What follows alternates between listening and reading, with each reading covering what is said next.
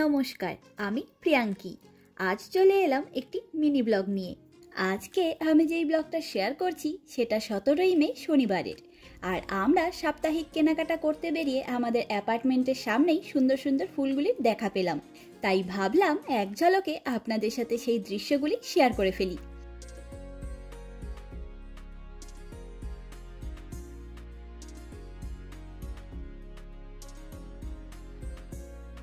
আর আমরা কতগুলো হট হুইলসের গাড়ি কিনেছি দেখুন।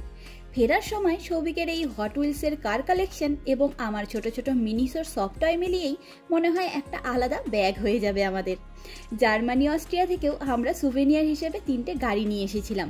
তার মধ্যে ইসেটা গাড়িটি হলো আমার গোপলার, আর দুটো সৌভিকের, একটা BMW আর একটা রেড বুলের রেসিং কার। আর আমাদের কাছে লেগোরও একটা টুকটুক অর্থাৎ অটো রিক্সাও রয়েছে। তবে যাই বলুন, এসব জিনিসগুলি আমাদের কাছে ভীষণ প্রিয়, তাই আমরা ভেবেছি দরকার হলে কিছু পরিমাণ জামা কাপড় রেখে দিয়ে যাব। তবুও এরকম সব জিনিসগুলি অবশ্যই নিয়ে ফিরব। কেনাকাটা করে ঘরে ফিরে সৌভিকের নতুন হট হুইলসের গাড়িগুলো সাজিয়ে রেখে আর সবজিপাতি সবকিছু ফ্রিজে গুছিয়ে নিয়ে আমরা বেরিয়ে পড়লাম বুদাপেস্ট মার্গারেট আইল্যান্ড যাব বলে। আজকে বাসটাও বেশ ফাঁকা ফাঁকা লাগলো। আসলে এখানে গরমের সময়টা এলেই লোকাল লোকজন নিজেদের গাড়ি নিয়ে এদিক ওদিকের বাগানগুলিতে ঘুরে বেড়ায়। এত সুন্দর হয় সেগুলি যে কি বলবো। তবে সেসব জায়গাগুলিতে আবার পাবলিক ট্রান্সপোর্টটা সেভাবে নেই, বেশ অনেকটা করে হেঁটে যেতে হয়। তাই সেসব বাগানগুলিতে আমরা আর গিয়ে উঠতে পারি না। প্রথমে ট্রাম আর তারপর এই বাসে উঠেছি। আর এই সম্পূর্ণ আইল্যান্ডের মাঝ দিয়ে বাসে করে যাতায়াত করবার সুবিধা রয়েছে। যাই হোক, আমরা এই রোদ ঝলমলে সুন্দর দৃশ্য দেখতে দেখতে এসে পড়লাম বুদাপেস্ট মার্গারেট আইল্যান্ডের ভেতরে। সামনের এই পুরনো কিন্তু সুন্দর লাল ইটের বিল্ডিংটা হলো এই জায়গার একটা টয়লেট। আর সেই বিল্ডিং এর দেওয়ালগুলি কি সুন্দর সবুজে ভরে উঠেছে দেখেছেন। তবে ওটা তো টয়লেট, তাই বেশিক্ষণ সেদিকে আর ভিডিও করিনি। আর এই সম্পূর্ণ আইল্যান্ডটি আকারে অনেক বড়, একদিনে সব দিক ঘুরে দেখা এক প্রকার অসম্ভব ব্যাপার। তাই আমরা আইল্যান্ডের জাপানিজ গার্ডেনের এই দিকটাতেই এলাম আজকে। তাই বাসে করে একবারে সেই বাস স্ট্যান্ডে এসে নেমেছি।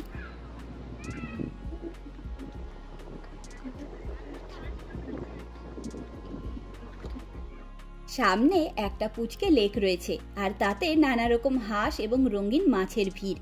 আর সাদা গোলাপি রঙের শালুক ফুলগুলি তাদের পাতা সহ ভেসে রয়েছে। রোদ পড়ে সেগুলিও দুর্দান্ত সুন্দর লাগছে দেখুন। তবে শীতের সময় এসব জায়গাগুলি একদম প্রাণহীন হয়ে থাকে, তাই এদিকে আর আসাই হয় না। তাই ভাবলাম এখন একবার জাপানিজ গার্ডেনটিকে ঘুরে দেখে যাই।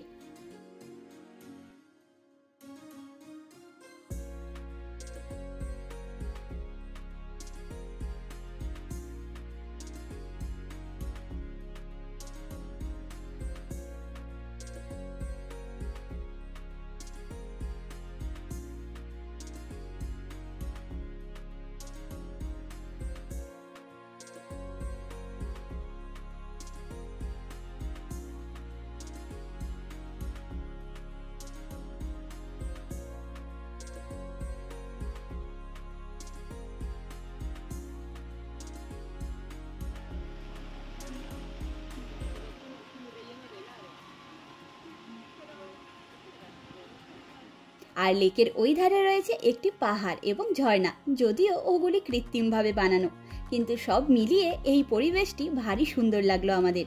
তবে জানেন তো, আমরা বেশ কিছু সময় আগে এখানে এসেছিলাম, তাই মনেই ছিল না যে এই বাগানের আরেকটা বড় পার্ট একটু পাশেই রয়েছে। আর এদিকে বসে বসে ভাবছি যে এই গার্ডেনটিকে একটু অন্যরকম দেখেছিলাম মনে হয় আগে, কিন্তু এদিক ওদিকটা যে ঘুরে একবার দেখে আসবো সেদিকে আর খেয়াল নেই।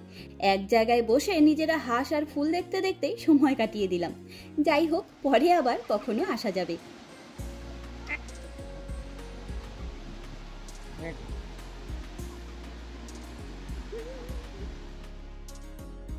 কিছুদিন আগে এখানে কিট্টুদের সাথে পিকনিকে আসবো ভেবেছিলাম, তবে ওয়েদার খারাপ ছিল বলে আসতে পারিনি। কিন্তু গরম থাকতে থাকতে ওয়েদার বুঝে আরেকটা প্ল্যানিং করেই নিতে হবে দেখছি। দারুণ সুন্দর পরিবেশ এখানে এখন। আর সামনের এই সাদা ফুলগুলি কি দারুণ সুন্দর দেখুন। হালকা একটা মিষ্টি গন্ধও রয়েছে, আর তীব্র হাওয়ার জন্য ফুলগুলির নেচে বেড়ানো দেখতে বেশ ভালো লাগলো।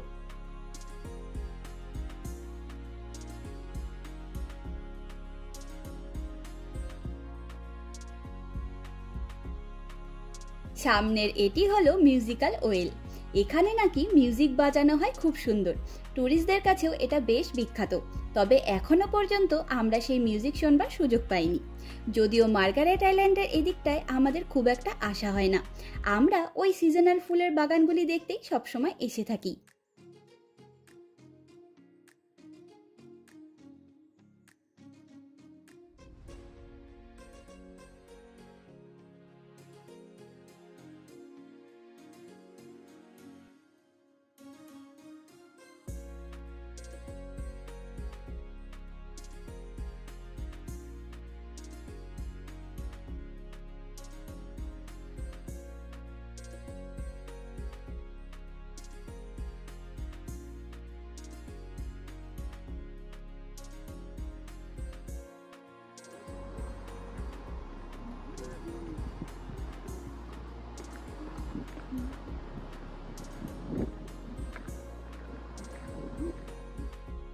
তবে জানেন তো, সেখানে বসে আধ ঘন্টা মতো নিজেরা আড্ডা দিয়ে এবারে বাস স্ট্যান্ডের দিকে এলাম। বাবা গো, কি জোরে জোরে হাওয়া শুরু হয়েছে, আর এই আইল্যান্ডের 3 দিক ঘিরে দানিউব নদী রয়েছে, তাই আরো বেশি ঠান্ডা লাগছে। তাই ভাবলাম এখন এখান থেকে বেরিয়ে যাওয়াটাই ভালো। বাস স্ট্যান্ডের আশেপাশের জায়গা জুড়ে কত ফুল ফুটে রয়েছে দেখুন। নদী, পাহাড়, রোদ ঝলমলে দিন, সবকিছুই যেন ভীষণ সুন্দর। তবে এই হুট করে এত ঠান্ডা লাগছে যে বেশিক্ষণ এখানে আর বসবার উপায় নেই। আর আমরা ঘরে ফেরার সময় মাদল ক্যাফে থেকে কোল্ড ব্রু কফি নিয়েছি। এই ক্যাফেটির মালিক আমাদের দেশের দার্শনিক শ্রী চিন্ময় মহাশয়ের কথায় ইন্সপায়ার হয়ে এই ক্যাফেটি ওপেন করেছিলেন, তাই আমাদের কাছে এই ক্যাফেটি বেশ স্পেশাল। তবে পরে কখনো সেখানে বসে কফি খাওয়ার প্ল্যান করে এলে আপনাদেরকে সেই ক্যাফের পরিবেশটিও দেখাবো। আজকে আপাতত কফিটা নিয়েই চলে এলাম। আর ফেরার পথে ইচ্ছে করেই হাঙ্গেরিয়ান পার্লামেন্টের দিকটা দিয়ে এলাম। বেশ কিছুদিন হলো এদিকে আসা হয়নি, আর এত সুন্দর একটা সৃষ্টিকে বারবার দেখতে ইচ্ছে করাটাই একদম স্বাভাবিক।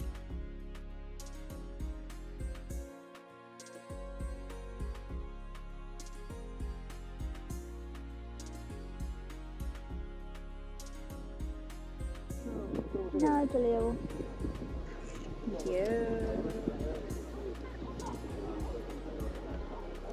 কি ভালো লাগছে দেখতে। আমাকে কথা বলছিস?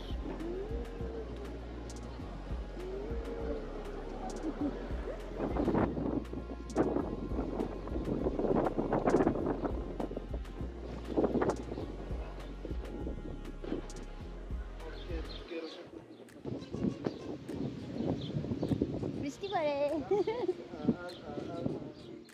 যাই হোক, আমরা সেই ঝড়ো হাওয়ার তারা খেয়ে নিজের ঘরে ফেরার দিকে এলাম। আর ঘরে ফেরার জাস্ট আগেই হুড়মুড়িয়ে ঝড় উঠেছিল, কিন্তু বৃষ্টি আর হলো না। আর ঘরে ফেরার সময় পাড়ার দোকান থেকে মাচা ফ্লেভারের বাবল টি নিয়ে এসেছি। তবে আজকের এই ভিডিওটি আপনাদের কেমন লাগলো অবশ্যই জানাবেন। চলুন আজ তবে গল্পের ঝুড়ি গুছিয়ে নিই। দেখা হবে, গল্প হবে নতুন একটি অভিজ্ঞতার গল্প নিয়ে খুব তাড়াতাড়ি। আজকের ভিডিওটি এখানেই শেষ করছি। সকলে ভালো থাকবেন, সুস্থ থাকবেন, আনন্দে থাকবেন। নমস্কার।